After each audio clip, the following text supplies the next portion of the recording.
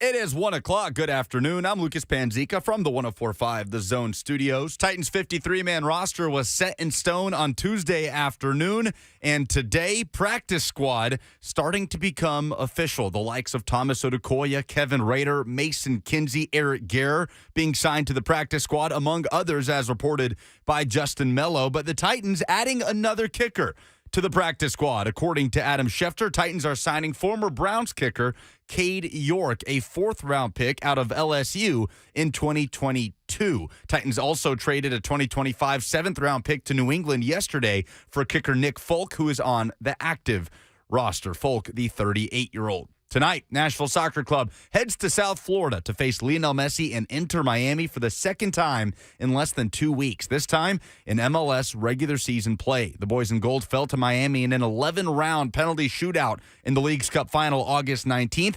Kickoff tonight is at 6:30. Pregame coverage starts on The Zone at 6:15. For all your foundation repair and waterproofing needs, visit USSTN.com. Breaking news at once on your home for the Titans and Vols. This is 104.5 The Zone.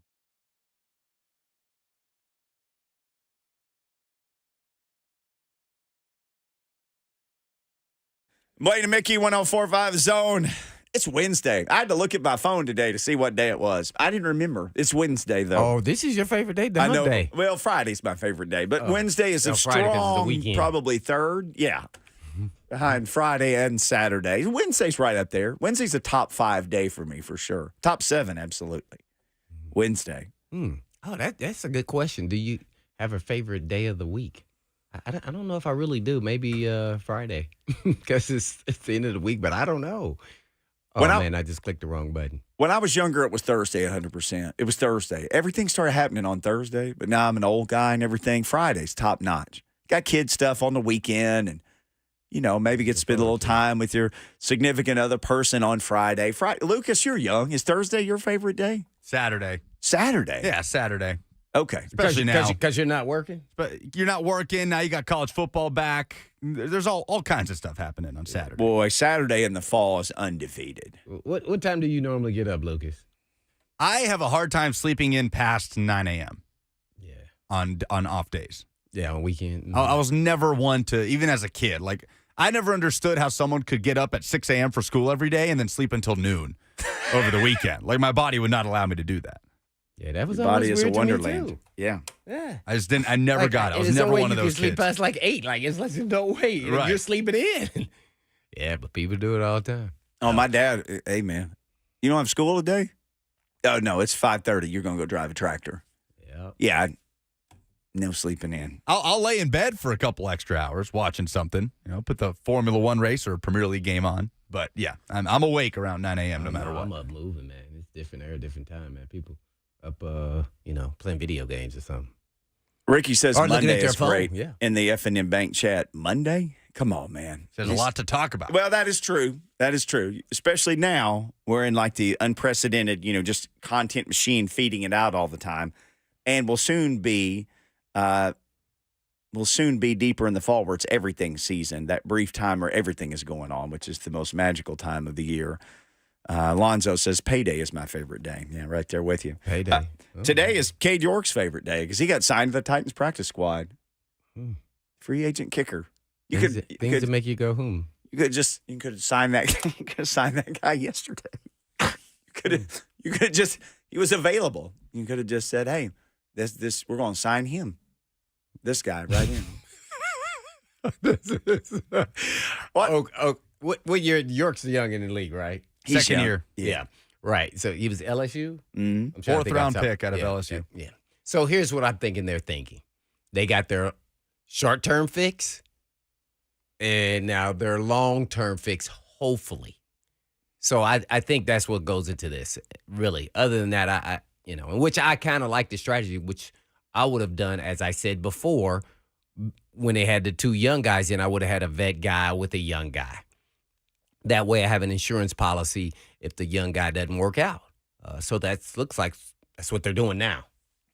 So that's the only answer I could really give you. I think I like the strategy behind it. Whether it works out or not for either player, kickers is just unpredictable. Mm-hmm. So yeah, because after this 1 year they made a 7th round trade, and then after this year, if he does well, they won't sign him back based off their history because they don't want to pay the kickers. $3 million or whatever the number may be. Especially when it's 38, then it'll be 39 the next year. So I get it. I get the strategy. Practice squad. They also signed a cornerback, Kendall Vilder. Yeah, I remember him from Georgia Southern. Ooh, he was sharp. That's a Sun Belt school, so I obviously watched him play against Arkansas State, and I thought, don't throw it over there. Yeah, he's a good player. This guy's a real good. Me and Mickey had not talked about it. This guy's a really good player. I think this is a great pickup. I can't even believe that he was available. I'm serious. I've watched this guy in college, and I thought he was going to be more of a 3rd, 4th round. I think in 2020 he might have went 5th, 6th. Okay, yeah, and I was stunned. And then when he got in the league, he did exactly what I thought he would do. This dude is a cover guy. As long as he stays healthy, I think he's going to be. As soon as he gets comfortable and learn he probably will be ahead of Trey Avery, which is, the 4th guy. Yeah. Eventually. But right now he'll probably be behind Avery. And that's how much I like this guy. Yeah, this guy can play. I like it. He's a technician. He's smart. He got great acumen. And that's the side, we can't, because we're not talking to the guys and know how smart he is as a football player. But the way he plays, when I watch him, I love it. And I liked him before now, so I'm glad we got him. Yeah, this was good. So I like both the moves, really, even with the York, because they're thinking long-term. I like the Kendall move. I think they made some practice squad guys. I don't know if it's all official, but your man, Mickey's man, Justin M. No, Melo's been dropping them. Odakoya, Trayshawn Harrison, Guerrer, Sam O, Kevin Rader, John Ojukwu. I saw all those earlier. And now the practice. All the Melo. They will be. I don't think they can be official till tomorrow. But Kinsey. Yeah. I hadn't even seen the Kinsey from him. Yeah, I saw Kinsey, yeah. right? That's not surprising. Mm-hmm. Yep. The old Kinsinator. Mm-hmm. So I think they said they're not bringing Robeson as of right now back. I saw your man Justin M say that too. I'm not retweeting every time he tweets about who people on the practice squad. It's a lot. So I'm gonna wait till it's over at the end and then just do it all one time. So it's hard to say they with all the cuts that you disagree with some things. They fixed the kicker. They've gotten some depth at corner. You may want to maybe a little more experience at the backup safety, but how much do you want to spend with that? They may be able to get by, with the guys they got. Hopefully, Hooker, doesn't miss any games. Byard hadn't missed any. So, and, you got, they've addressed, to me, some of the issues. The only thing they haven't really addressed was the offensive line. And I think they can say they kept 10. But do we believe in the 10 that they kept? Like, I don't know if I like, after about 7, that these guys are quality, whether you're a starter, just an okay starter, or a backup guy. Most of those guys, I don't even know if they're NFL-level players. So, got to keep watching out for that, especially if you have some injuries. And then here's the real question when I talk about the offensive line. That's kind of been my bugaboo, and there's a lot of people's, yours too, is one of Dillard or Hubbard gets hurt. Who goes in at offensive tackle? Lucas is on the phone right now. And see, that's why I'm not happy. What are we doing? Who goes in? And I'm already shaky on the Dillard Hubbard, Dubbard. I'm thinking, okay, we could at least be adequate. So until we see him in live games and see Dillard do back-to-back and, really hold his own against some good pass rushers, and Hubbard too as well. So, yeah, I don't know. I don't know what that answer is. I'm not liking the options.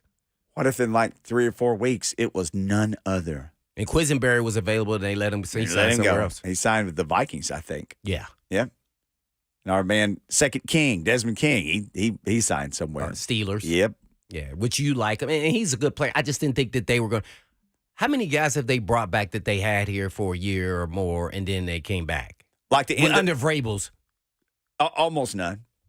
I mean, they tried with Jonathan Ward. He was on the end of the team last year, but he got hurt, so there's nothing they could do about that. But a lot of those guys, like – they've had so many people finish the season the last 2 years. And you're Without right. the A bunch of injuries. those guys don't come back. Right. Like Dobbs, who we thought, just bring Dobbs back. Nope. Yeah. The original one was, and we got into this yesterday, was Deontay Foreman like, oh, man, they're set. That's King Insurance. No. And then you see where he went. Dobbs and him both went for like just barely over a league minimum. 1 million, 2 million, like 2 million. I mean, so they wasn't like you couldn't have got him. But I think they think those positions, well, not quarterback, but at least at running back, I think they thought they could just get another guy, But now Foreman was pretty good. This guy was, he was in the Heisman conversations earlier in his career there at Texas. So he was a really good player. Kind of Once he washed lost up. weight Yeah. and trimmed down, then he became Different guy. Yeah. Yeah. He got a little chubby wubbies. But that was a dude having that look in the mirror like, okay, do I want this thing to end right here? Right. Or do I want to drop a few LBs and, and then see what can happen? Well, it's a completely different dude. Yeah. I mean, he's a solid NFL running back. Mm-hmm. Yeah. And he's not, he's just a runner. Oh, somebody dropped a punt.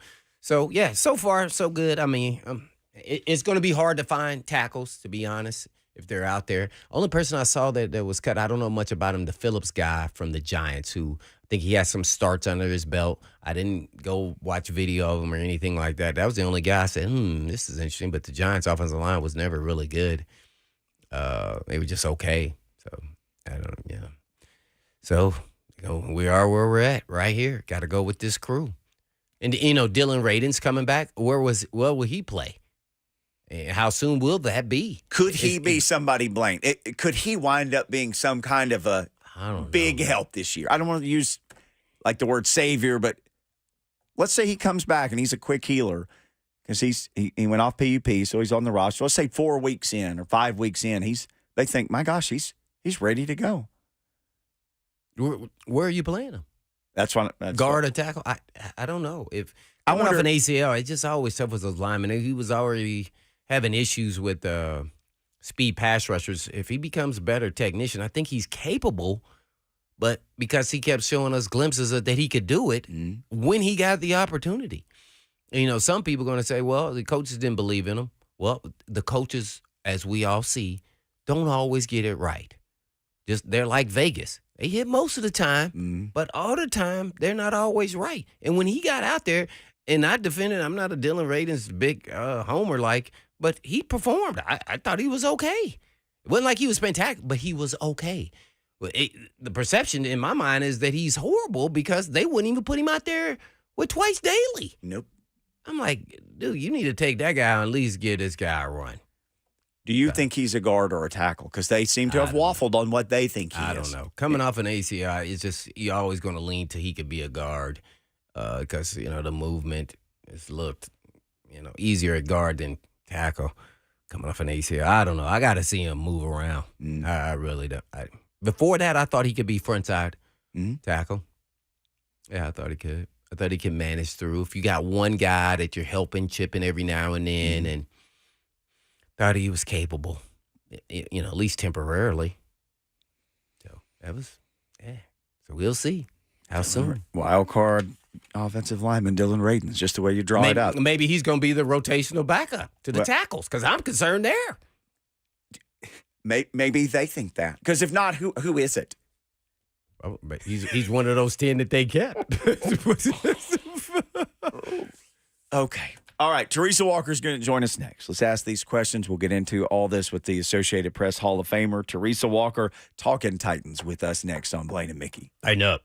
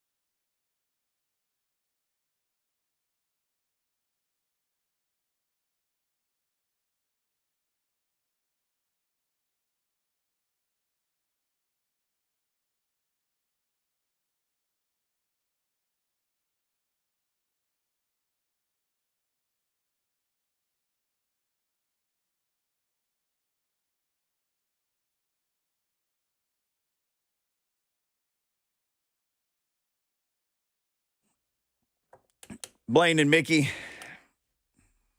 hanging out with you on a Wednesday, talking a lot of Titans. The roster coming into shape. Kendall Vilder, a defensive back, claimed off waivers from Chicago. The Titans did put in a waiver claim and got him. They were number 11 Yeah, I like him. in the pecking order. Georgia Southern product, and a bunch of guys being reported to sign with the practice squad, including a second kicker, as we kick our phone lines open here for Teresa Walker to join us. On your bingo card, when you were watching the Woodak competition, that's my power couple name for Shudak and Wolf, while you were watching them every day, did you ever think, oh, when the season starts, I'll have two complete other kickers on the roster? Not surprised. I mean, it's been like the Wheel of Fortune or Price is Right when they spin the wheel. I mean, think about how many kickers we've had go through here. I mean, 2019 was the worst, obviously, when they had 5 different kickers on the roster. But they've essentially had at least 2 that they've used during seasons ever since then. And, even the year that they had Steven Gostkowski, there was Sam, who helped them win with the Doink in Houston. Sloman, yeah. Sloman, yes, Sam Sloman. So I know, how could I forget his name, right? Titans legend, Teresa. Come on. I know. We need a list, but I'm going to give the dap to Nick Suss. This team has converted field goals at the lowest rate in the NFL in recent years. I mean, for the franchise that was once a gold standard kicker, and I've been going back and forth with fans on social media, it's not for lack of trying. It's just that this is a franchise that had it so good for so long, from Al Del Greco to Joe Nedney. And even when he got hurt, they tapped in and, off of the ring, Morton Anderson, for God's sakes, or was it Gary? It was one of the Andersons. Gary.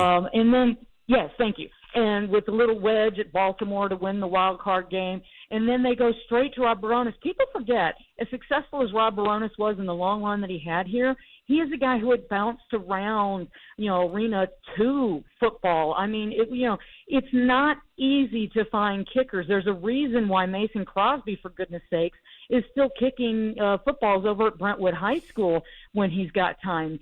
Kickers stay in shape and stay kicking because you never know who's going to call. And now, yes, there's Schefter, I think, is reporting that they're bringing in Cade York from, the guy that the Cleveland Browns were cutting just yesterday after he lost the battle. And so, guys, this is God bless Nick Folk, and he's got to pass his physical, but he's closer to 39 right now than 38.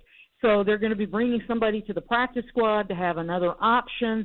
I mean, when will the will stop? When somebody can put it through the uprights correctly. And for the fans who say they don't value it, they have tried. But this is a franchise that has had salary cap issues. They've paid kickers in the past. God knows, Ryan Suckup had a good deal when, the injury hit him in 2019 and he couldn't come back, and they moved on. Maybe a little early. He did win a Super Bowl ring the next year with the Bucks. Or I think it was the next year, yeah. But that's the thing. You just don't know. And they don't have much cap space, so they tried to go cheap with Wolf and Shudak.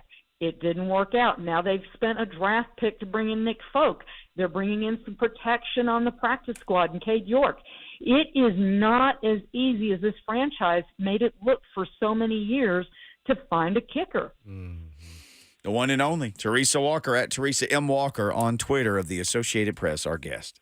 Well, T, I guess, what were your biggest takeaways from Cut Day? Well, nice to see Caleb Murphy make it, because I did not think he would be I didn't think they'd sneak him through waivers onto the practice squad. Mm-hmm. And Colton Dow, he is a guy that, I'm going to give props to Tommy Bryan from out in Lebanon, who covered him in high school at Wilson Central. First night of the draft, he says, keep an eye on this guy to the Titans. And sure enough, when I saw him in person, it's like, okay, this guy's going to replace Racey McMath on this roster. Now, keep in mind, as they are adding players, as they are trying to rework those bottom spots on this roster, 7 receivers is a lot to keep. So this is with a grain of salt that he's on this roster. I'm trying to think of the other, they've got 7 receivers. That's heavy. It feels more like they may end up with 5. There may be when they fill up their practice squad, there may be a roster move or 2 or 3 that happen later today or even tomorrow. Because, guys, if the last 2 years have taught us anything, with this franchise using the most players, not just in 2021 or in 2022, but combined over these last 2 years, nobody in the NFL has used more players because of injuries than the Tennessee Titans. Tomorrow's not promised to anybody, particularly a Tennessee Titans. Well, twofold question here. We're on with Teresa Walker, Hall of Famer and AP writer. With Dylan Radins, when he comes back eventually, whenever that may be, will it be a guard or tackle? And then who's backing up Dillard and Hubbard if they were injured? Well, that's a great question. And, until we see that first inactive list, right now Dylan Radins is active. So he is on this 53-man roster. He is available. Got to think that, he's going to be a backup at one of these spots. And, he showed last year that he could be a little versatile even when he lost that spot to Nicholas Petit-Frere. I will say that the best news that I've heard in the last few days was when Mike Vrabel told us that after 3 weeks, Nicholas Petit-Frere, even though he's got to sit out 6 games, which means his first game even possibly being back is October 29th after the bye. After 3 weeks, he can come, he can work out, he can be in meetings. So it's not a complete and total, used to be, Blaine, you're familiar with this. Guys would be suspended, and you didn't see them until they served their complete suspension. So that's the fun part, is that at least they can kind of keep him in the loop instead of sending him off to complete limbo. I guess lastly then, it's kind of a, twofold question, but, any surprise cuts or surprise guys who made it?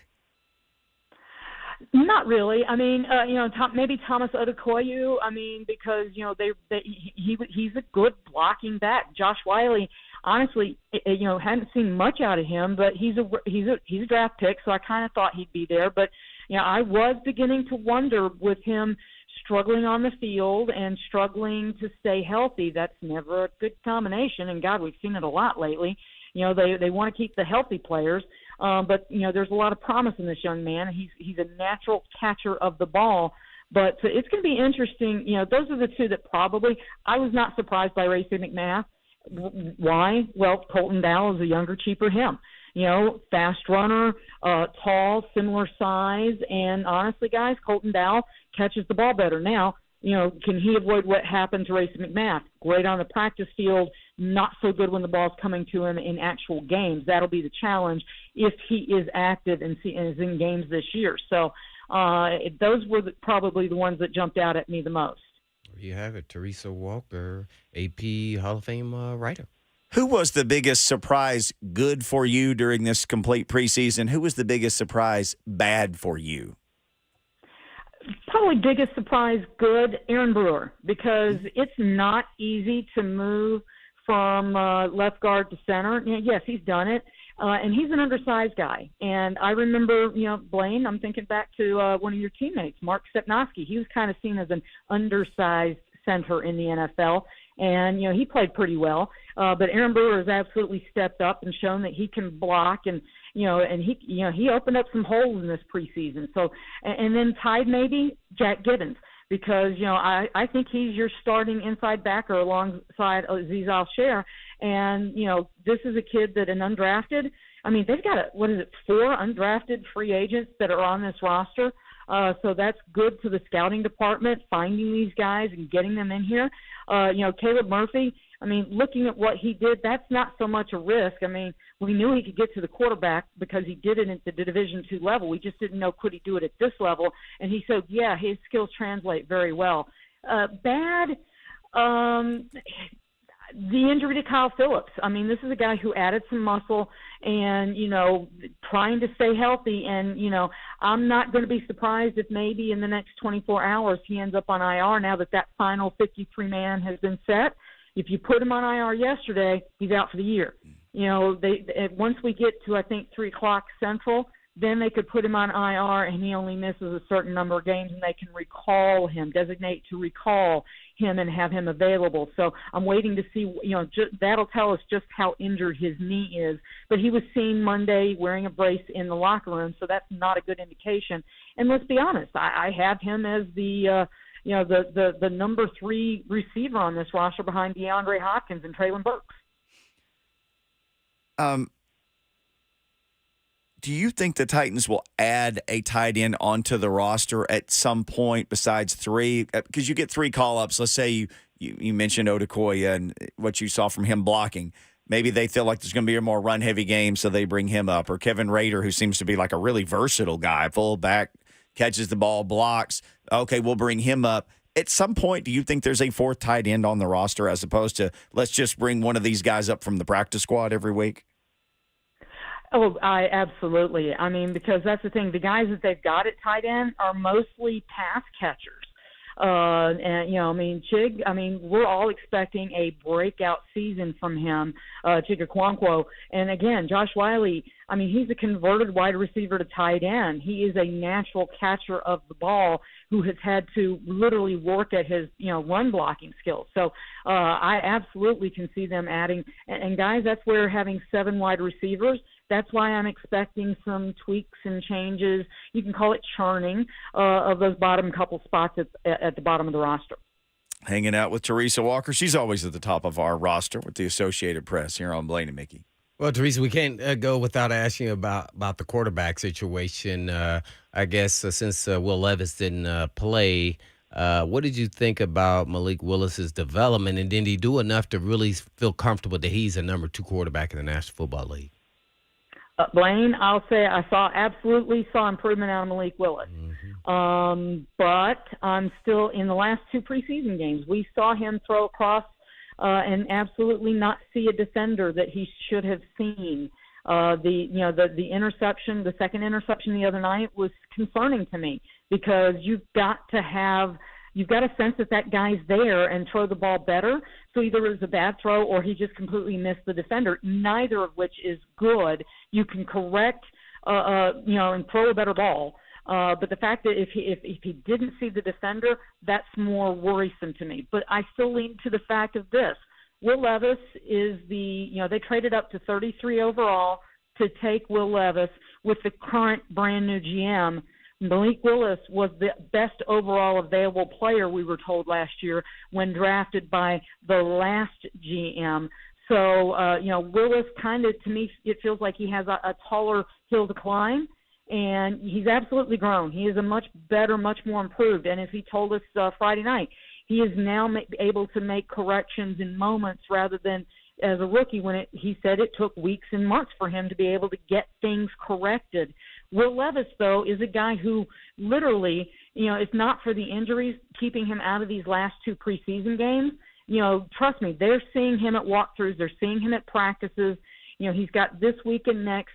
I still think that I'm really curious. We'll know exactly who they think the current backup is when they designate their active, the backups and the active list on September 10th in New Orleans for the opener.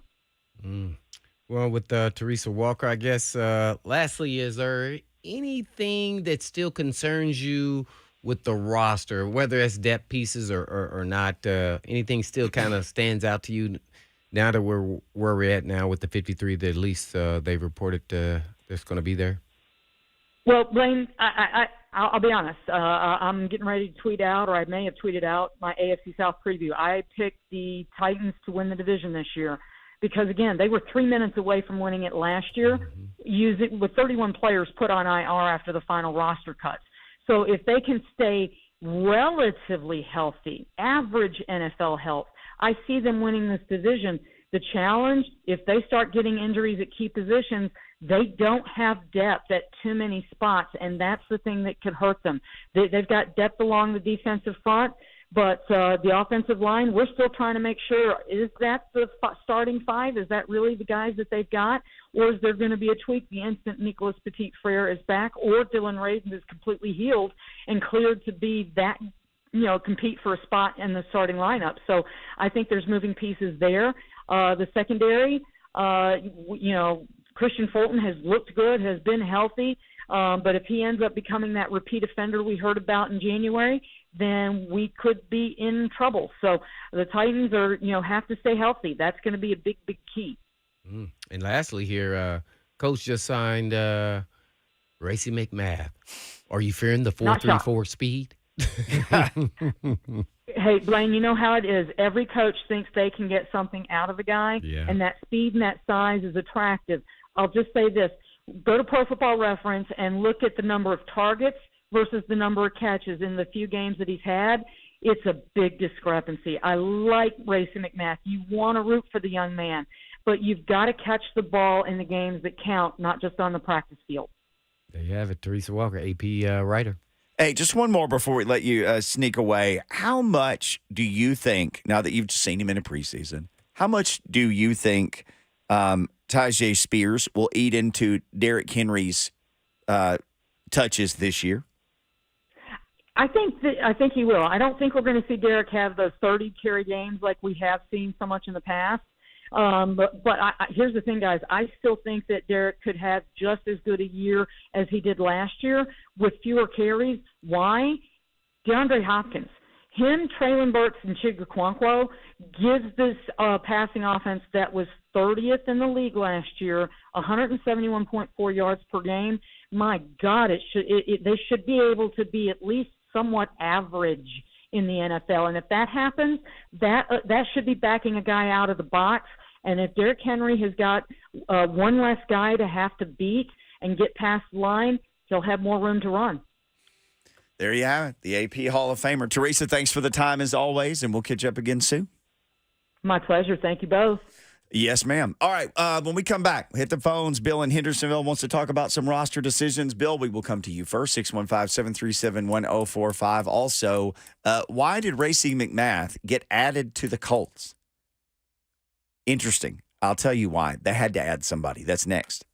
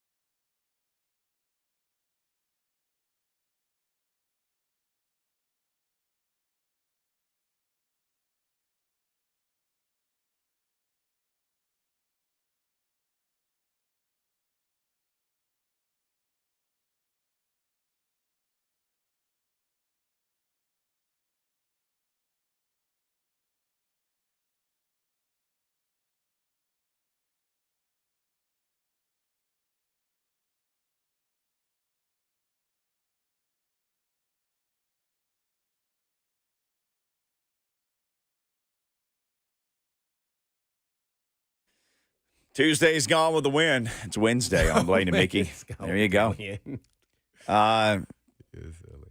Racing McMath is gone from the Titans. Jordan Schultz reports he's been breaking a bunch of this roster stuff around the league. He will sign with the Colts. What? Okay. Oh, he's going to give them all our info. Right before that happened, I saw multiple people tweeting the Colts only have 3 wide receivers, period, on their roster. He's number 4. Dude, that guy's number 4 in Indy. I was wondering, they were trying to trade for Michael somebody. Pittman, I was wondering why. Alec Pierce and Josh Downs, they were trying to trade for somebody from the Dolphins in exchange for Taylor. Yeah. Yeah, they wanted Waddle. They wasn't getting that. They were laughing. But he's on the practice squad, right, Racy? Yeah. They signed him to the practice squad, not the active roster. Oh, I don't know. Is that true, Mickey? signing with the Colts practice squad is what yeah. he's reporting. So If you got 3 guys, he's in the mix. you're making an assumption they're going to sign him to the roster because they should just sign him to the roster then. Now, you can't do that yet, can you? Oh, yeah, you can. You can do that now because roster waiver claims ended at 11 a.m. So, yeah, you could sign him now. The Jalen Rager guy's out there, too. He's a first-rounder. Somebody asked me, should the Titans kick the tires on him? He's kind of more of a slot guy to me, but, because he's not a real big guy. I remember him at TCU. He was really fast, right? Is that same guy? Yep. Yeah. And he's not the only first-rounder wide receiver out there. N'Keal Harry got cut from the Vikings, too. By all accounts, he was having a really good camp. All the Vikings people were saying, N'Keal Harry's figured it out. He got nicked up I guess, around the time they played the Titans, and they just cut him. But he was getting good reports. That's a full-size guy. Oh, well, I think that's his issue. I've seen him live. Too full-sized? In college. He went to Arizona State. This dude's got a dog in him. But he is too big at receiver. Yeah. Like, when I say that, I'm talking about get out of the weight room. It's funny, you hardly ever had to say that. Go work on running routes. Him and David Boston. He's not fast like that. He's a 4 or 5, so you got to be combat catcher, route runner guy. Mm-hmm. And I think he thinks he can just go in there and dominate like he was in college, and that's just not the case. So I'm wondering if he figured it out and kind of slimmed out a little bit and worked on those things. That's why the Vikings people were saying that. So I don't know. I haven't watched him since college. I just knew when he went first round, I thought that was a stretch. Yeah. Just because of speed. I watched him at an entire practice. Actually, Kevin Mawai was actually on the staff there at Arizona State at the time. And he literally MF'd the whole secondary for Arizona State at practice and told them all that they can't guard him. And then went out there and proceeded to just catch every ball and straight arm and run over everybody. I was like, whoa, I love the dog. Then he got to the grown A-man league. And they said, you not can't don't, do that. Nope, don't say that to us. So then you have to find another way. So hopefully he's figured that out. But if he hadn't, I haven't watched him, so I don't know. If he hadn't figured that part out, then I'm not with that. Yeah, I've kicked the tires maybe on Rieger. He's just I don't know if he's inside, outside. I think he's played mostly outside, but he's really height, size. He's inside. But these guys got some speed. 5'11", I think. He's got some speed to him that I like. That's intriguing. So, But they kept 7 receivers, so they probably think, we don't need no receivers. We're not even looking at them. Yeah. Bill in Hendersonville, he wants to jump in on this discussion with the roster decisions. Hello, Bill. Hey, guys. 2 things. I just wanted to tell Blaine good luck to the Independence game this weekend. Oh, yeah, we need that. Thank you.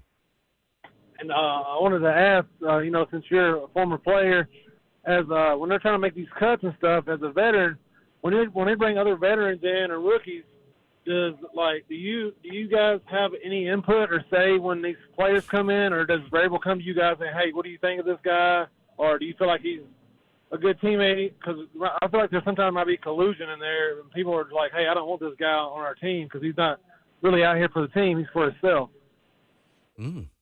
Well, that's interesting. I think that determines on how good the player is, but I don't have any inclination on what Vrabel and the Titans do today, but when I was playing, they never asked any input from any player. Not unless you were on another team and you played with the player. They may ask you just in passing, hey, so how was he, as a teammate? But no, most guys don't have any input at all. I mean, literally at all. That's why I laugh when they talk about who decides who plays the head coach. It's like they got a choice. Oh, did you have a conversation? The conversation went one way.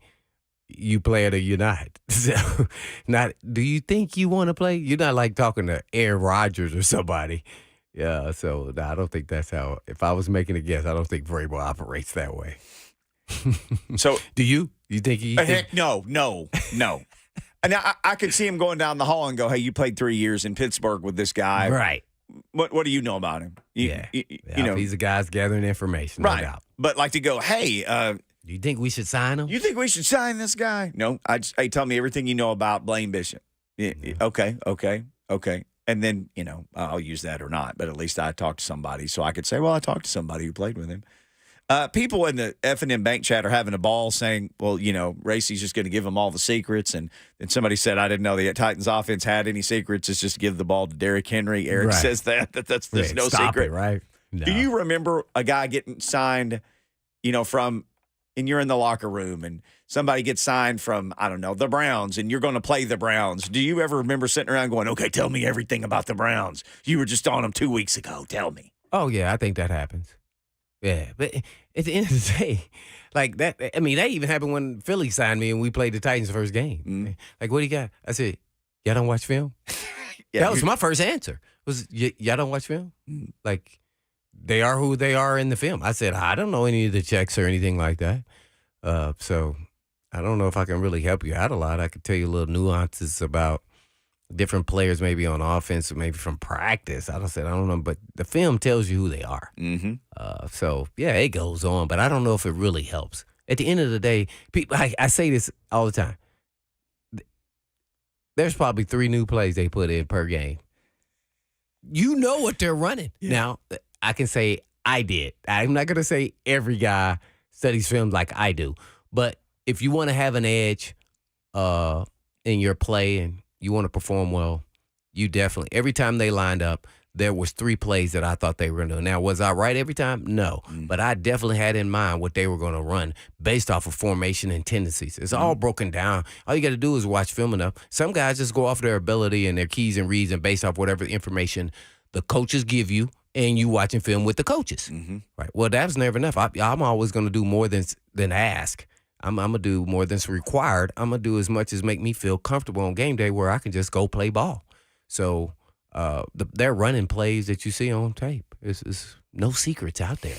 Besides, did that dude execute better than you? That's it. Did he out-jump you? Did he outrun you? So did you miss a tackle? Did you execute a block? So it's not as, is difficult as far as them giving information. People giving information all really, over. like fans, a lot of people really think, oh, man, that guy's going to tell them everything. Yeah, that's why I laugh. That's why I joke to say, oh, he's going to give all everything. He can give them all the information when they're going to be like, oh, that's exactly what he said. Now, they can get a leg up on what Kelly kind of likes, what they've done at practice so far. Right. But they still haven't seen him in the game. He may do the total opposite in the game because they're not trying to give all their, offensive plays for this season. At least want to catch the first team 2 or 3 games in the season, your tendencies and everything else. Mm-hmm. But yeah, I don't know how much that'll help out at all, to be honest. Hour number 2 coming up. We'll try to help you through the rest of your hump day. Jordan Dajani will be with us in about 25 minutes. All the latest on the Titans roster and what's going on. If you haven't heard, the Titans have added a second kicker into the mix. We'll get into that and more next. 4?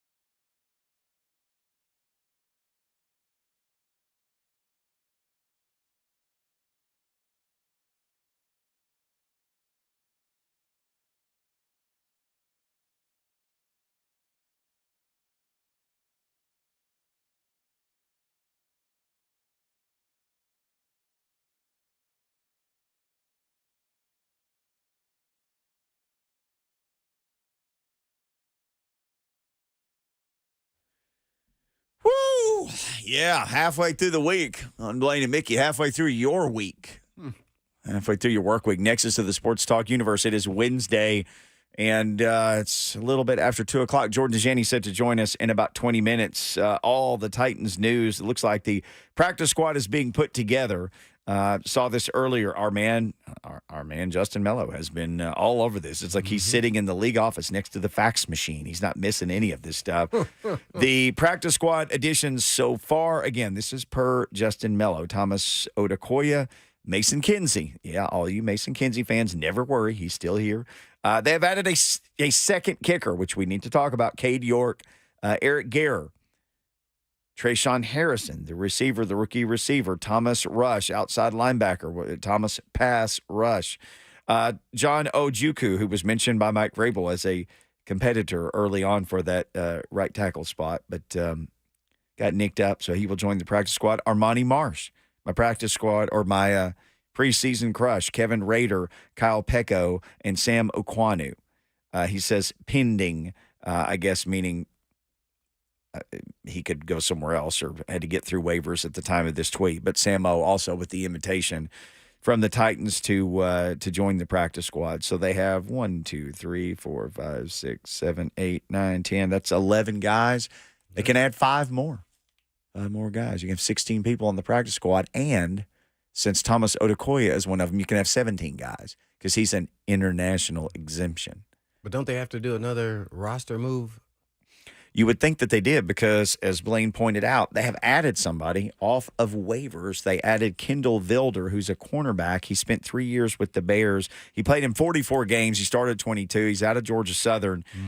He was added. So the Titans were at 53. And the big thing that you always hear is like, hey, man, it's 53 guys, but just know there could be some things that change. Well, something changed because Kendall Vilder available. You got into this some in the first segment.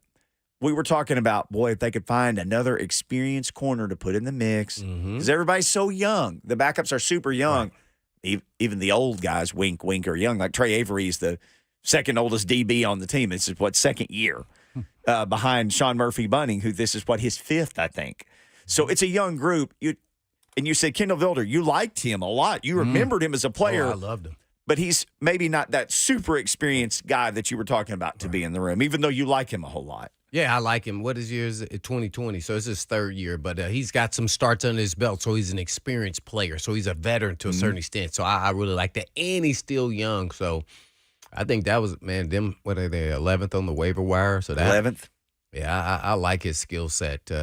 He's not elite, but he's good. If somebody goes down, if Christian Fulton or somebody like that, he won't be, enamored with, oh, I'm now the starter. No, he started in this league. He knows he's good. He knows he can play. So I thought that was a great sign. And I actually agree with the philosophy and the thought process with the kicking. A lot of people are like, why would you sign 2 kickers? Well, you got one for the future, hopefully, that you're developing, and you got one for now. I don't know what I made those kind of decisions, traded for a 1-year guy and a veteran, and if it doesn't work out, boy, that's going to look really bad. So you hope it all works out, and then he does great. Then he probably go get a big contract or maybe another 1-year deal with somebody else, and then you're, along the road there, you figured out York and what his issues are, from practicing. I mean, eventually you have to get in the games and see what he can do, but, I guess you'll wait for that time to come. Yeah, so I'm cool with the moves they made. I was a little surprised on the roster, though. What's the kid's Jackson?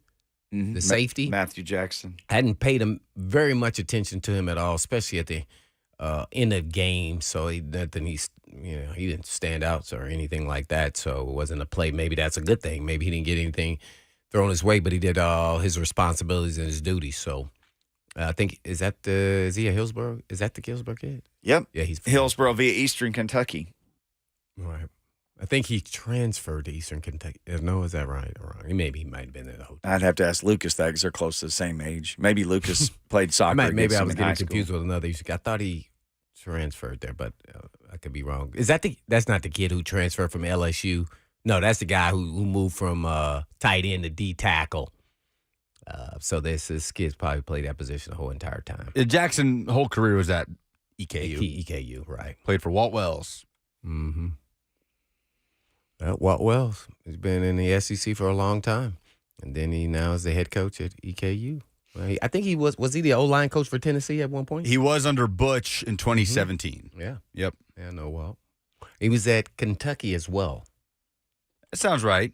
Mm-hmm. Yeah, he was on Butch's staff for a while, and then the offensive line coach for one season. Butch's last year. Yeah, I can remember. Coach Wells, yep. So, yeah. So, all the moves, a little more experience. I'm still O-line, and I think it's going to be an issue all season long. Roberson did not make it. They did not bring him back. I'm looking at the chat here, just at people asking questions. But, man,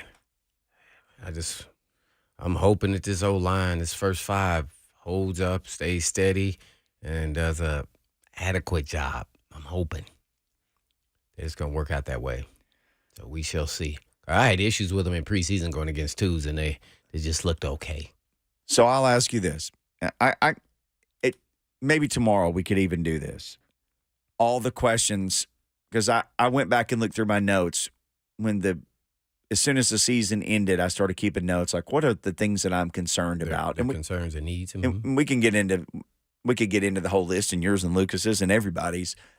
But the O-line has been a concern now for multiple years. Been a concern certainly for the last 2 years. Well, this is what happens when you botch the first pick. Panda. Yeah. Isaiah. I mean, so you're always chasing. But yeah, you're chasing, man. And unfortunately, Radens was a second-round pick. We'd see how that's panned out. That's why they're in trouble on the O-line. And unfortunately, NPF was the third-round pick. And he's not available either. So you got 3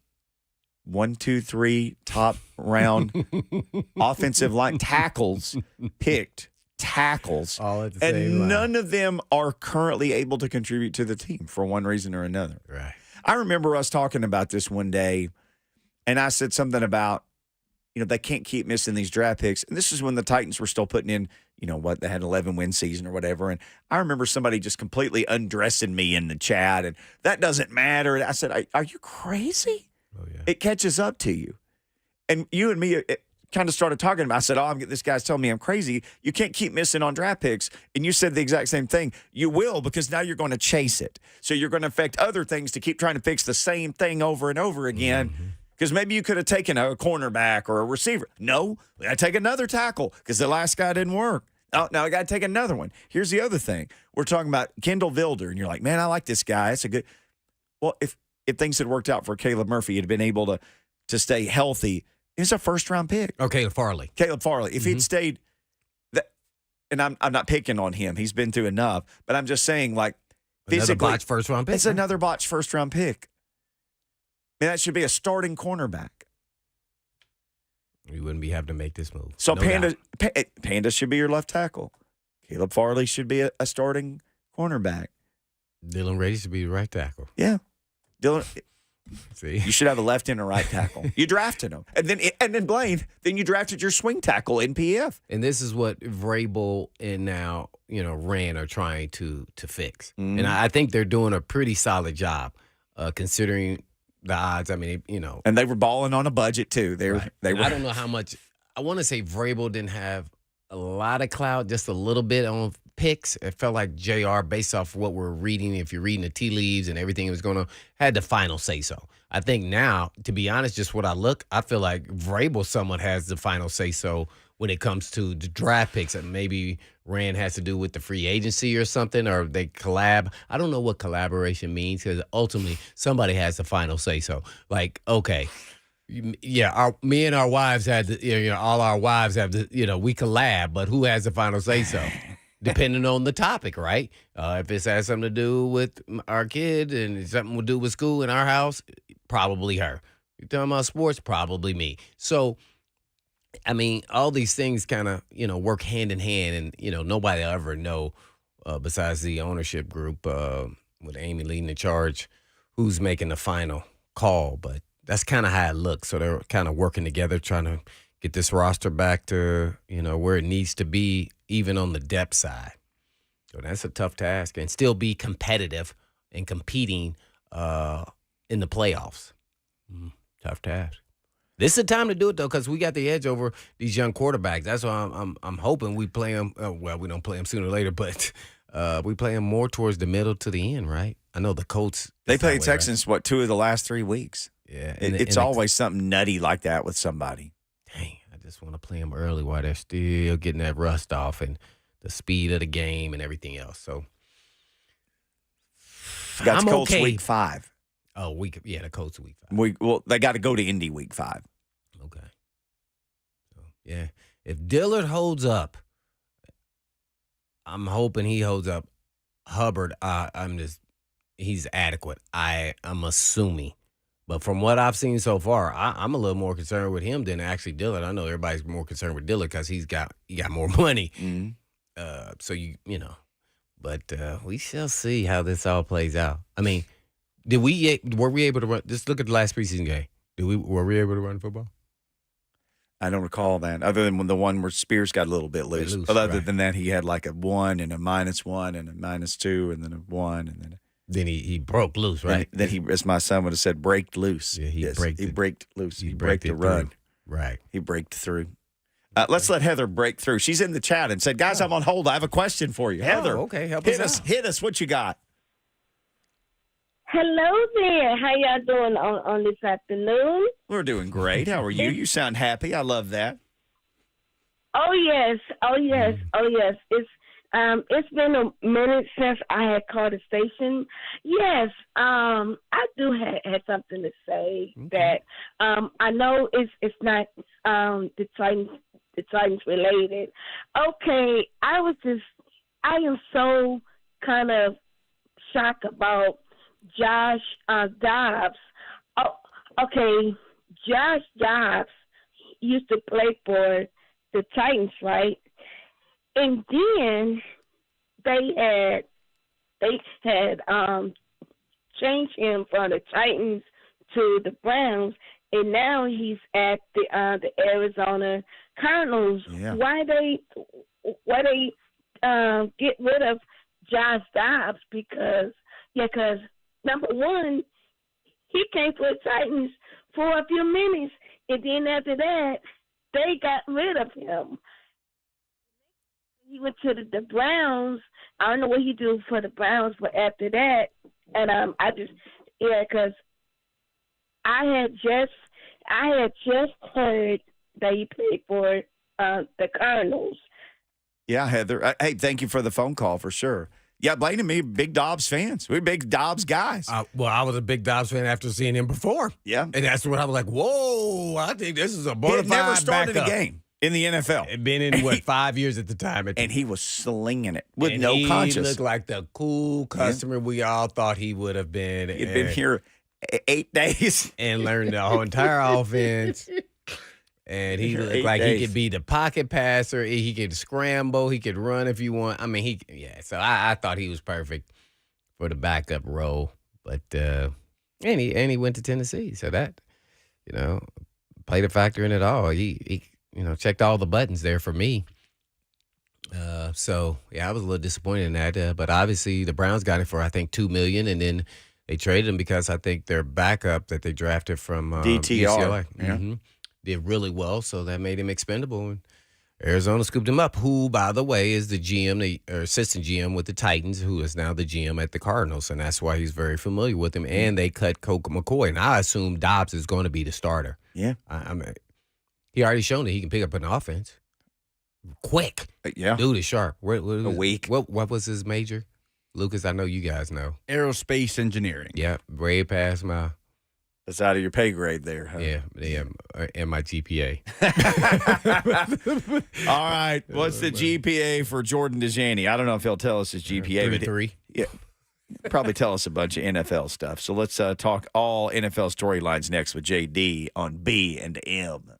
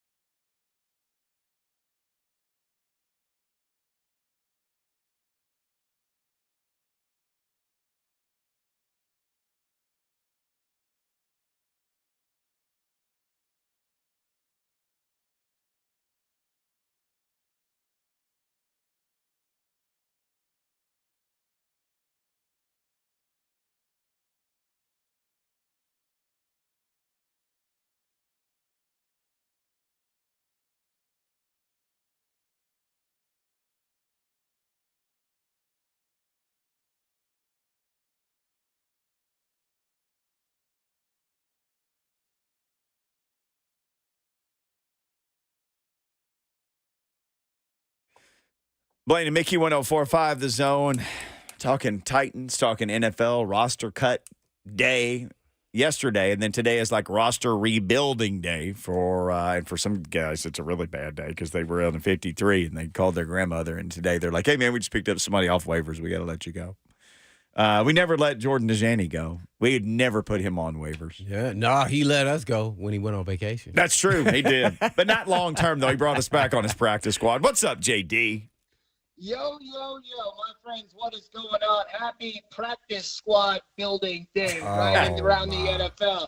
It's starting to feel real, baby. It's starting to feel real. The regular season is right around the corner. There's plenty of stuff to talk about. There is. All right, your biggest roster takeaways. Let's just start right here at home for the Titans for their, final 53 for now that you've seen. Yeah, there you go. For now, the initial 53, we like to call it. Well, the quarterback position, they got it right. The running back position, they got it right. The wide receiver position, I was very shocked that they kept 7. Maybe that allows them some opportunities to be flexible further down the line. We'll see about that. Moving over to the defense, there was a couple of roster cuts that I was surprised by. I'm very glad Caleb Murphy made the initial 53. We should throw a parade just because of that development. But as far as the linebacker position goes, was a little surprised that Otis Reese made the cut over Chance Campbell. That is not something I saw coming. Anthony Kendall over Eric Guerra was something that I was thinking about. And finally, 5 safeties. That surprised me a little bit. So the one thing I think my biggest takeaway from the Titans' initial 53-man roster was that Ray Carthon and Mike Vrabel created some opportunities for themselves to be a little bit flexible when it comes to these looming waiver claims. We only had one today, the cornerback from Chicago, but I don't think that we're necessarily done. I don't think any NFL team is necessarily done when it comes to roster maneuvering. So stay tuned to see what happens next. What was the wildest thing that came out of all this stuff? For me, it was Bill Belichick saying, I'm going to push all my cards in the middle of the table. I'm going to cut every quarterback but one. Now, he got them both back. He got the other 2 guys back on the practice squad, apparently. They went through waivers. But how about that? Anything? 2 punters for the Steelers, although they cut one today. What stood out to the most league-wide to you? Yeah, I mean, it seems like there's surprising storylines every single year. But to be honest with you, there wasn't too many things that happened yesterday that absolutely shocked me. And you named the number one thing on my list. I mean, the Patriots cutting not only Bailey Zappi, but the rookie Malik Cunningham as well. He was kind of an offensive weapon more so than a quarterback, and a lot of people were high on him.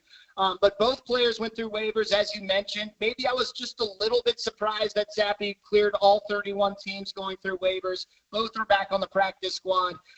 That should signal to you how Bill Belichick feels about his quarterback room, right? Mac Jones is QB1. So now what's going to be interesting is to see who they bring in to be QB number 2, the next guy on the active roster. That's something I'm keeping an eye on moving forward. But as far as some other cuts that surprised me a little bit. Philip Dorsett from the Raiders. He was a former Patriot. Now he signed on with the rival Broncos. That surprised me just a little bit. And the biggest surprise, maybe in my opinion, the most surprising cut, if you will, he was just claimed off of waivers, guys. The rich get richer. Cornerback Darius Rush. He was a 5th-round pick from South Carolina, went to the Indianapolis Colts. Our draft analyst at CBS Sports gave this pick an A-minus grade, calling Rush a long ball magnet, serious athleticism to run with perimeter wide receivers. He had a pick 6 in his first ever NFL preseason game a couple weeks ago. He was surprisingly cut to me, and he lands with the reigning Super Bowl champion Kansas City Chiefs. So that's a nice little pickup for Kansas City. Ooh, Jordan Dajani, a nice little pickup for us here on Blade and Mickey every Wednesday at this time. Oh, Rush was the this kind of safety nickel guy that was doing all the cover versus Tennessee with those other 2 corners, man. He's a really good player, man. What a heck pickup there. We're on with Jordan Dajani. I guess I have to ask you, is the saga over for Jonathan Taylor now that trade deadline has passed, but we still have the season, right? So there's still a possibility. I think he's on a PUP list. Yes, sir. It is the opposite of over. It is everything but over with Jonathan Taylor and the Indianapolis Colts. And like I said, I predicted, right? He wasn't traded. Shocking, right? The Colts couldn't find an offer that they thought was fair. And who knows if any team, reportedly it was the Miami Dolphins and the Green Bay Packers, who knows if they were able to present something that was even a decent offer. And according to reports, the Colts were asking for crazy things like Jalen Waddle in return for Jonathan Taylor and things like that. But yeah, moving forward, now Jonathan Taylor's on the PUP list, which means he will miss at least 4 games. So as I mentioned, the saga is not over. If his camp decides to, they can again pursue a trade by October 31st, which is this year's NFL trade deadline. And one thing I want to bring up is that I'm very curious about Jonathan Taylor's health, right? He had ankle surgery we all thought was successful, but it's been like, 8 months now? So is he holding in without being fined on the PUP list? We don't know. He's in the final year of his contract, so he can't stay on the PUP list for the entire season, or he wouldn't become a free agent next year, and he'd still owe Indianapolis another healthy year in 2024. So this situation is not over. If I had to predict what happens, maybe his camp kind of reconvenes and they try to see if they can, again, spark up the trade market. But we'll see. It's definitely a situation to keep an eye on. Well, one whose saga is over, at least for the meantime, and not in between time, is Trey Lance to the Cowboys. Man, Jerry Jones not telling anybody, not his quarterback, his head coach, nobody. I do what I say, and y'all just watch what I do, right? Is this going to be a good fit?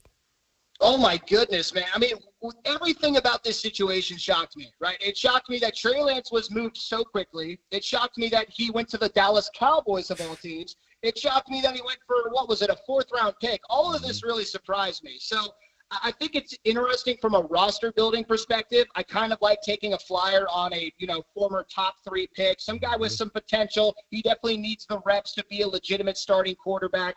It's pretty surprising to me that San Francisco cut ties so quickly, but then again, maybe a 4th-round pick wasn't so bad when you consider what he could have gone for if he was being traded to another quarterback-needy team.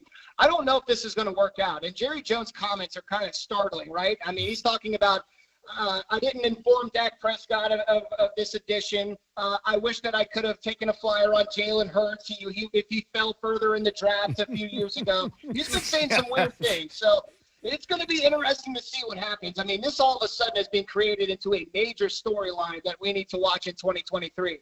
I think Trey Lance is in a pretty beneficial landing spot. I mean, you're on America's team. You're going to be a solidified backup. You can learn behind an established veteran to really reach what your potential may be. So, yeah, an interesting story. I did not have the Cowboys trading for Trey Lance on my bingo cards. Well, you just made me think of this question. Which owner is more cuckoo for Cocoa Puffs, Jerry Jones or Mr. Irsay? Oh, wow. Hey, at least Jerry's got those trophies. Oh, I don't know. Ever since Jimmy left, well, no, that's not true. But yeah. It's been a minute since he got a new trophy, right? I mean, but I will say, man, that's a really good question. It seems like Jerry Jones. It seems like Jerry Jones is approaching Jim Irsay territory, right? I will give it to Irsay right now, but it seems like Jones is on his way. I mean, this guy wants to win a Super Bowl, before he leaves this planet Earth. And he's putting all his chips in the middle, going for Trey Lance, a solidified backup. So he's approaching Jim Irsay territory, but I'm still going to lean to Irsay for the answer to that question. There you have it. Jordan Dajani, NFL writer for CBS Sports. Our man, JD. Did you know that Nick Folk would be the next kicker sent here? And now they have another kicker as well, so 2 more kickers. But did you have Nick Folk on your bingo card as next starting Titans kicker? Folk in York. I did. I don't know if you guys saw on Twitter, but I welcomed him to Nashville. About 2 hours ahead of. I know. That's why I'm asking you. You had some kind of psychic power. Did you break that news? Right? And he had a pretty. He definitely had a trademark, and I'll put it that way. But, I mean, the Titans and Patriots are 2 organizations familiar with each other, especially when you factor in Mike Vrabel being the head coach. So they were able to get a deal done, which I'm excited about. I mean, it's nice to have a veteran kicker in the fold that's supposedly better than the money badger, Michael Badgley. But I will tell you, I love the flyer on Cade York. It's one of my favorite practice squad additions. I mean, this was one of the best kickers in LSU history. He literally left college early for the NFL like he was a quarterback or something. So I love having this guy as a practice squad player. He's not the starter, right? And he's had a very rough preseason. There's no doubt about it. But this guy is not – he's a very young player. His best football days are ahead of him. So, in an ideal situation, which hopefully we're in right now, Folk is going to start this year, maybe 2 years for the Titans, whatever it may be. I know he's like 38 years old. And Cade York could maybe potentially, hopefully, be the Titans' long-term solution at the position. In a league where they have all the money, they're literally printing money. They have a money printer. They're printing it. The TV deal is in the billions of dollars. Why don't teams have a kicking coach? That's a great question. I don't know why they don't have a kicking coach. I guess it's because everyone on the coaching staff is like us, right? You're a kicker. You do your thing. I'm not going to tell you how to do it differently. But, yeah, I feel like NFL teams definitely need a kicking coach, especially when we're talking about a kid like Cade York, who has shown enormous potential on the biggest of stages in college football, who has natural ability, who had an okay rookie season, and, he kind of entered a funk in the preseason, and now he's with a new squad. I think he would definitely benefit from having a kicking coach. Our kicking coach, Jordan Dajani, kicking it with us every Wednesday here on Blaine and Mickey. Well, if I guess, what was I going to ask you? Oh, give us any potential big-time trade that you would like to see before the trade deadline by a big-name player. In the regular season? Oh, yeah. Man, that's a good question. I had not even thought about this, and I have no idea where to start. I mean, wishful thinking. I might have to get back to you on that one. Maybe we'll come up with a fun little article for trade deadline targets 8 weeks in advance of what can happen. How about that? Okay, I'll give you that. Top waiver wire player that you're most interested in? Well, yeah, that's a good question. Other than Darius Rush, there's a guy by the name of Caillou Blue Kelly. He was a fifth-round cornerback out of Stanford. This offseason. Yeah, and reports indicated that he struggled a bit in camp against the starters, but, I mean, he made some highlight plays in the preseason, right? He's a guy, if you watch the Commanders-Ravens game, he made that goal line stand against Washington where he tackled that fullback one-on-one on a two-point conversion that could have been the game-winning play if Jake Fromm wasn't a legend and led a game-winning drive. He had a nice pass breakup that saved a touchdown versus the Buccaneers as well. So this is a player, I believe he's going to Seattle. I think he has a lot of potential. He's a fifth-round pick, as I mentioned, and he's somebody who I'm really excited to see help the Seattle Seahawks reestablish that Legion of Boom because he's definitely a prospect with some potential. Well, this is a little bit of a flyer. It's two players I want to know. They're on waiver wire. If you know anything about them, one's an offensive tackle with the Giants. I think they put him back on the practice squad. Tyree Phillips, and the other kid is a cornerback, Alex Austin, who's 6'1" from the Bills at 195. Do you know anything about these guys? So I do know about Tyler Phillips, and I believe this is a guy who struggled with some injuries over the short course of his NFL career, which is something that, I mean, you got to bring up when we're talking about who Mike Vrabel and Ryan Carthon may be interested in. He was a third-round pick of the Baltimore Ravens out of Mississippi State. I think he started college somewhere else, right? And he played guard with the Ravens. He only played in 22 games over his first two NFL seasons, and then I believe he was cut. He went to the New York Giants, played in 12 games last year, started in 5, and I believe he played a little bit of right tackle as well, but he definitely started at offensive guard. He was someone I was definitely looking at on the waiver wire, but again, with some of his injuries, I was a little bit curious. But here's another player that I kind of had an eye on was Brandon Parker. That was another veteran that I thought was kind of interesting that maybe the Titans could have looked at from a right tackle perspective, but obviously they did not. We didn't see as many waiver wire claims as I initially thought there would be this Wednesday. Were you surprised with some of the trades, or was it more trades than we've seen in the past? No, I wasn't too surprised. Okay. I mean, I agree that I couldn't have really predicted what was going to happen, but maybe I was a little surprised by the kicker market just being completely on fire. I mean, the Chargers sent Dustin Hopkins to the Browns, which led Cade York on the outside looking in. Will Lutz lost the kicking battle to Blake Grupe in New Orleans, and he was traded to Denver and reuniting with Sean Payton. The Titans got Nick Folk from the Patriots. The kicker market was absolutely on fire, and I did notice that the Los Angeles Rams, they were kind of on the outside looking in, right? They did not get involved with a kicker trade yesterday, but they were able to land Brett Maher, the former kicker of the Cowboys, kicked with the Broncos in the preseason this year. They were able to land him, and they're working on finalizing a deal. So the kicker market was definitely one of the most explosive things that we saw during the cutdown day in the NFL. Along with Jordan Dajani, NFL writer for CBS Sports. Hey, just on the way out, this was a wild story. Michael Thomas of the Saints, who had been such a great player for so long, then he started getting injured, and he just never seemed to be able to come back. And there was an article about him. His body rejected the hardware that got put into his body. Like his body wouldn't accept some of the things they were trying to put in him. He said it's like You're talking about the foot, or the foot or ankle? his foot, ankle. I think there were two different things. He said like there's 1% of people, their body won't accept the metal or whatever it is they put in it's him. like an allergic reaction. So they had to take it all out, Redo it. fix it all. But I'm glad he's okay, man. I just kept wondering what's wrong with this guy. Yeah, I'm glad you brought that up because I think everyone around the NFL world was wondering what was going on with Michael Thomas. I mean, you go from an NFL record-setting player and all of a sudden you're dealing with injuries and failing to stay on the field. I think he had a torn deltoid, left ankle injury, and he needed a surgery with his toe on his right foot. And as you mentioned, it seemed like the hardware they were putting in his body, the body was just straight up rejecting it, so they had to take it out. So I think what's interesting about this story and what's good is that maybe we have some clarity on the situation. Maybe we have some closure on what exactly was causing him to miss the field. Because if you remember, a lot of people were wondering about his work ethic and questioning that as well. Yeah. So this is an interesting story. I'm sure that the Saints fans are very intrigued by it. But hopefully now Michael Thomas is ready to return to form now that there's no hardware in his body that was rejecting it for some reason. Saints, the official team of Arkansas State University, with three, not one, not two, but three players from the Arkansas State University on the squad. How about This year? that? Yes. Oh, wow. Oh. Yeah, that's I did not know that. Blake Groupie. Oh, man. Is from Arkansas State. He only vacationed at Notre Dame for 1 year. Demario Davis, who is all pro, literally like Blaine, all pro. No doubt. And a receiver named Kirk Merritt, who's just kind of been bouncing around a little bit, but may have found his spot down there.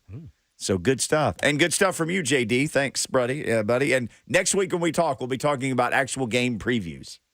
Hey, I can't wait, guys. Thanks so much. Yes, sir. My man, Jordan Dajani, at Jordan Dajani on Twitter, CBS Sports. They put out tons of NFL content, he and his crew. All right, when we come back, Francis and Franklin wants to talk a little football. We'll talk to you, Francis, 615-737-1045. Also, Justin Mello is reporting guys who are going to be on the Titans practice squad, has reported a guy who at least will not be on the practice squad that a bunch of you have been rooting for. We'll tell you who that is next.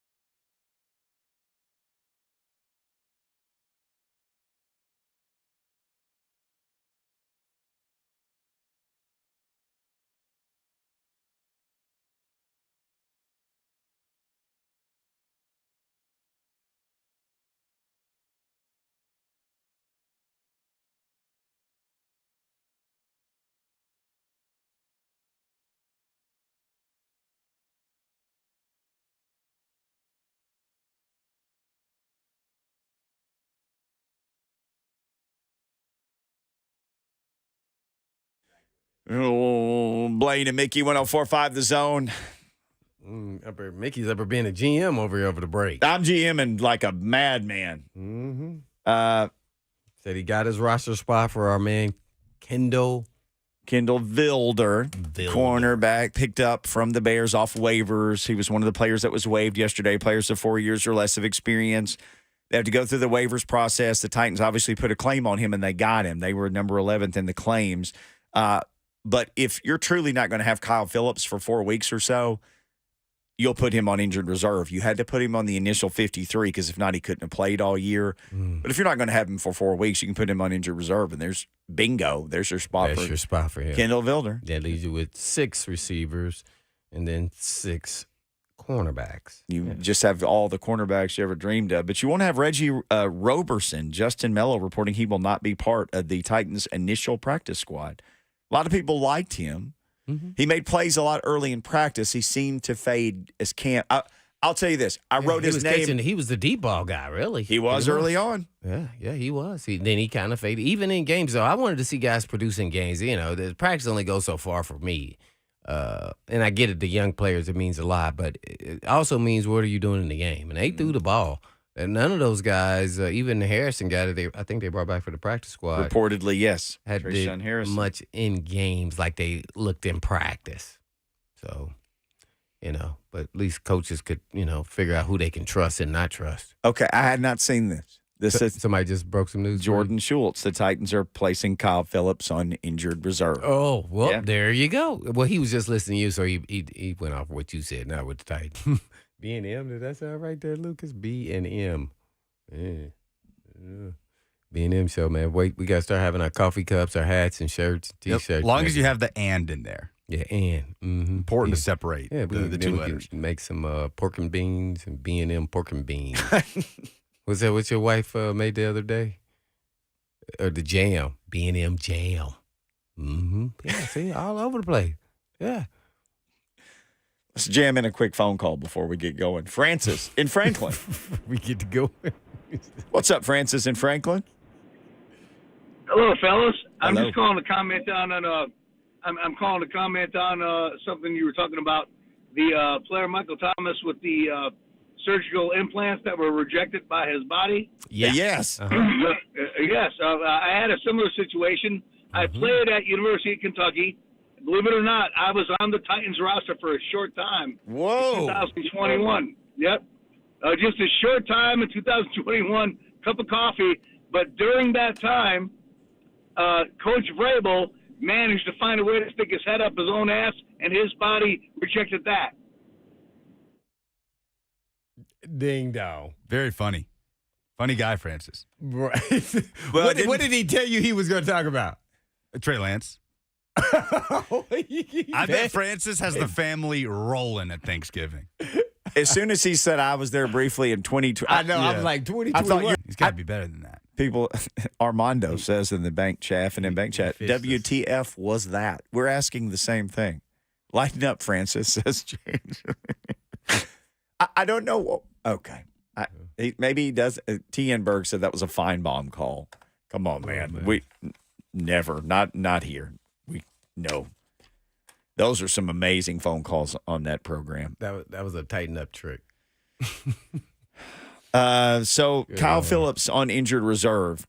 Bigger picture for this, man, that stinks. He's a good player, and this is 2 years in a row now where he is going to miss significant time for this team. Yeah, he just, unfortunately, it was bad luck. I mean, he got hit right on his knee. I mean, so you can't say he's injury prone. I mean, he got hit on the knee, and then he, got hit really hard on the sideline. Then he had a hamstring. So you're going to give him somewhat of a pass. But after this one, you got to start saying, okay, can he stay healthy and is he durable? And especially, that's always going to be a question where you're, that gadget slot type, different than all the other receiver type players. Got to show you can stay healthy. You got to start building your body up to take on that pound and being a smaller wide receiver in the league. And you brought it up. The guy hit him right in the knee. Yeah, that was nothing. It's nothing that any of us is going to. He should be happy that it was nothing more than a sprain. I mean, he could have done something serious. He could have had his foot planted in that thing, been an ACL tear. Like, you should. I mean, that dude that was running down there like a demon. I saw him on the other game, the next week, running down with his behind was on fire. I was like, "Ooh, this dude is he fast. He kind of cray, man. He made the running team. Down there. Yeah, I know. One of the Vikings reporters tweeted out that clip of him and said, "This is how you make a football team." And he ran, and like the vice punt, he took that guy and just threw him out of the way. Dude, he looked like he a different cat. Yeah. Like, I'm like, man, what is he on? that's how it looked. I have some. Like, that was the same guy there, Kyle Phillips, man. This dude was, he's pretty badass, you know what. Mm-hmm. Yeah, so, but right now, this is where we at. So, I'm just still just a little concerned with the starting offensive line, but there's nothing you can really do on the waiver wire to kind of fix that. Not so much. Ja L says, Vrabel didn't give Long Jr. a pass. He did not. He is passed off to another program right now, and you're about to get passed off to another program called 3HL, because that's coming up next. But in the meantime, in between time, peace.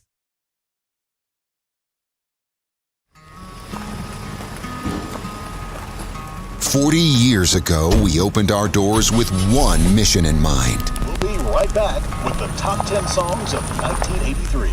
To sell quality American-made vehicles at a fair price. You have arrived. And we've loved every minute of the ride. Celebrating 40 years of Two Rivers Ford.